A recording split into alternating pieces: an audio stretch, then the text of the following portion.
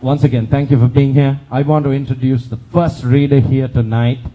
He is a good friend, a close friend. So without further ado, my good friend and inspiration, fellow wordsmith, Yudhanja Vijayaratna, ladies and gentlemen. I need a drink. Right. I have to say, I have to give you a disclaimer. I was prepared for this 6 beers ago. Now that we've had the alcohol, you may get a slightly worse rendition of what you're supposed to be getting.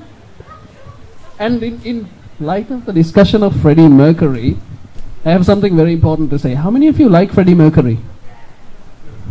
Don't you think the man should have been called Freddie Uranus?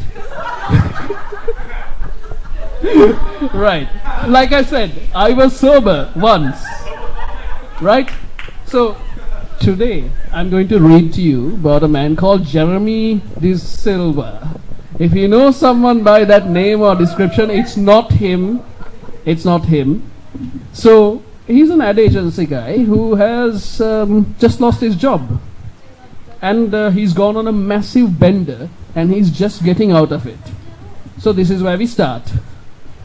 It is a truth universally acknowledged that a single man in possession of a good fortune has to have a fucking decent job and the money to spend incredibly, right? So Jane Auntie can eat her heart out. Whoever had advertised this had taken painstaking precautions to not leave behind any trace of any contact details, save for an email, to which interested parties were supposed to mail their portfolios to. He's reading an ad in the papers. It sounds weird, it sounds like a challenge, and he's going, well, what the hell is happening here? So Jeremy tipped his cigarette ash into a hole in a skull that happened to be sitting nearby. Was this some rad marketing gimmick? Possibly. Was this some prank of some sort? Unlikely. There were people with a lot of money who didn't know what else to rub their ears with, but he doubted they would bust their dough on a classifieds advert without at least having some ROI or junta from it.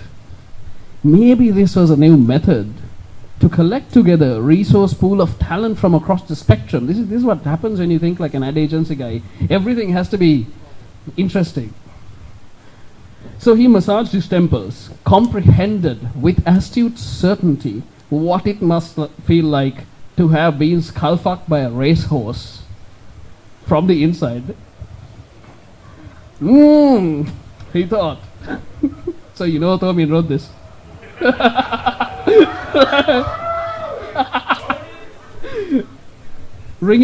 He thought of ringing up a few people to test the waters, to see if they thought this was authentic. Whatever the hell was his Android though, I mean wherever the hell was it though, his trusty Samsung with enough cracks on the screen that it almost looked like some fashionable new phone cover. But then in the proverbial dog-eat-cat pussy chasing after the rat getting fucked without getting any pussy. Wow. It turned out that he was just hit colossally and down on desperate times, and therefore, as any sensible philosopher in hard and desperate times would advise, he should probably think about this rather unconventional method. Why would someone with his experience and years of creative writing and journalism even need to consider some ad hoc advertisement which was as dodgy as a blowjob from a zombie? Oh, that sounds painful. Also hot. Let's do this. They'd laugh at him. They'd think he had finally lost his marbles after snorting too much you-know-what, and with his private stuck in too many watering holes. They wouldn't understand. Not the best of them, and certainly not the worst of them.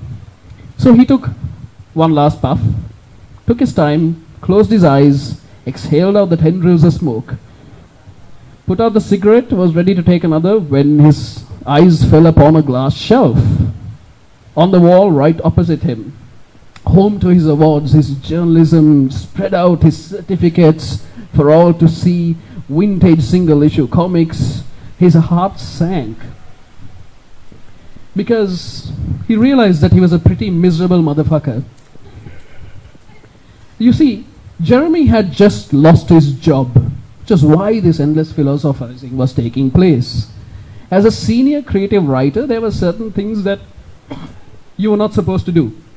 One was, you don't take drugs while at work, especially not in your office. Two is, you need to keep your dick in your pants while at work. The thing was, he had failed valiantly, not managing to do both. He had somehow been working late on a campaign and requiring some inspiration, had procured some Charlie from a friend down from overseas, shared the lines with the senior account manager, blah blah blah. They'd be blasting out Judas Priest's Hell for Leather. But that was when the CEO had strolled in. Who gave the CEO the right to stroll into his own office, right? But being the CEO, I suppose it gave him a certain license to do so. The old dog had even gone to the extent of having Jeremy physically kicked and then kicked out of the agency onto the streets. At first, Jeremy had commiserated with the geezer, and later that night had discovered a newfound loathing for the man. Thereafter, though, he had rationalized that maybe he deserved to be fired.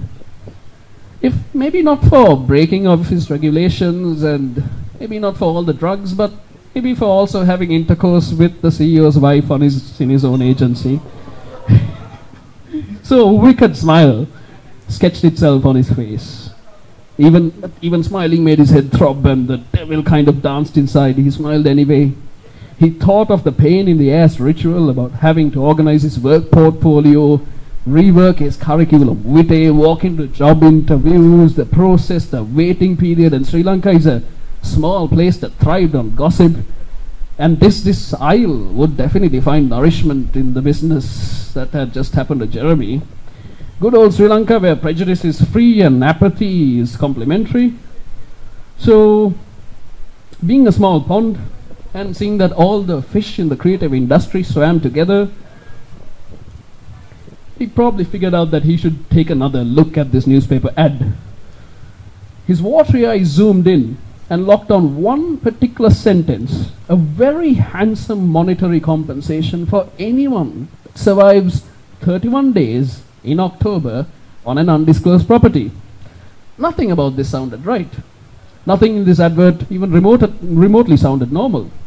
Only a total desperate, down on their luck loser with a proclivity for adventure and a taste for the unknown would even consider something like this. But it sounded like it was written just for him. And so he ticked all the boxes and applied. Thank you. Ladies and gentlemen, Yuddha, how about a round of applause? Rock and roll style. All right. Thank you, my friend. Thank you so much. So the next notorious character, rebel, anarchist, impeccable performer, remarkable human being. Without further ado, ladies and gentlemen, Tanuja Pereira Raymond.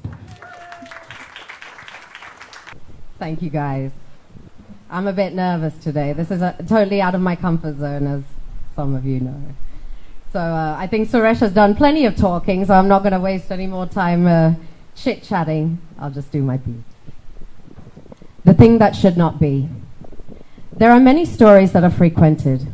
Captain Dawson and Milton Miller both left to the hill capital of Ceylon to help the growing British East India Company to erect new tunnels and bridges. Dawson grew ill very quickly after leaving behind his precious mansion. No one knew why. The finest doctors could not identify what the indisposition was and treated him to the best of their abilities at the time. A man with a brilliant mind, with a knack for engineering and a penchant for building impressive and epic structures that became landmarks, Captain Dawson was loved by all. However, he quickly became weak and frail, with some black ailment, as the locals called it, that seemed to claim bits and pieces of his very soul.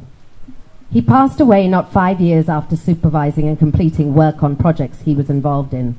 He never relented, until one day the black ailment claimed him of life and light. Milton Miller, who was by his side, had noticed strange things along their long travels. The God-fearing Captain William Dawson had begun to rebuke his Christian origins. Miller had found the crucifix that the captain wore at all times blessed by his parish, that always hung around his neck, was tossed in a fire. Miller had kept the charred cross with him in a pouch, hoping to return it to his dear friend once the sickness had taken leave of its host. Yet the black had never left.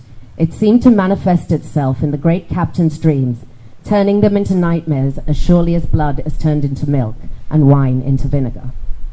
One day, Miller had gone for a hunt with some scouts and aides, ready to shoot down a great beast of a boar that the locals where they had camped seemed to fear. There was a fever spreading in the camp. Many lives were taken by some unseen pestilence, and some of the campers had lost their children, believing that a great beast had laid claim to them. Not a man that took stock in superstition, for he was a godly man, Miller had begged Dawson to join them on the hunt.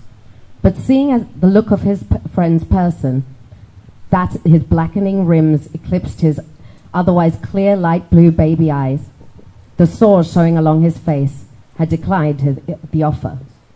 The boils and the wounds from constant scratching, the swelling of his hands and feet, and of course there was more, so much more, that he never had the heart to document in order to preserve the disposition of their God-blessed journey. Legend speaks of how Miller and his company had cornered the beast into a narrow defile. It was then, under the ghostly moonlight gaze, that he had pointed his rifle and shot at the beast, his aides following suit. He was certain that no mortal creature could survive such a barrage of bullets, considering Miller was an expert marksman, and so were many of his entourage. When they had closed upon the narrow defile, there was no sign of the beast, but only stains of dark crimson strewed and splattered across the flora and fern. Miller, in his wisdom, was somehow slain another beast, a large boar, though in his estimate not even 1/5 the size of the beast that they had shot at. He and his entourage did not want to return to camp empty-handed, so as to cause greater anxiety and tremors of fear amongst the campers. Letting all believe that the great beast had been slain, they skinned the beast, dug a large pit with wood and coals, and slow-cooked it for over 8 hours. Everyone feasted on its meat, with plenty remaining for slaves and dogs as well. Though later that night, Miller had slipped into his friend's tent, only to find the man, his hair dishevelled, a beard running shabbily on his face, sitting in a lotus position while urgently scribbling something on a letter. He wrote in great haste and would not touch his meal or wine. Frustrated, Miller had grabbed Dawson by his shoulders and shaken him violently, and only then, once the dishevelled hair had been swept off his forehead, had he then stumbled behind a cry of panic, yet no sound escaping his lips. Miller trembled as his old friend stared into his eyes, with no human retinas to be seen, just an entire cornea of black, painted in black.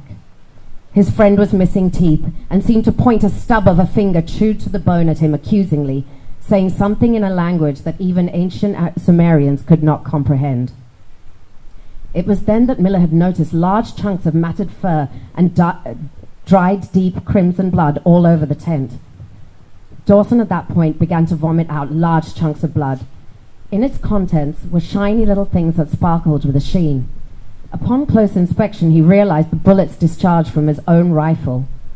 Although his heart sank, he found courage and tidied up the captain's tent. He summoned 2 manservants he trusted implicitly, instructed them harshly, demanding their vows of silence, and so they kept the facts of that happenings between them as their own secrets. With the 3 of them would the darker truths of their travels stay, and with them will those secrets depart. Thank you.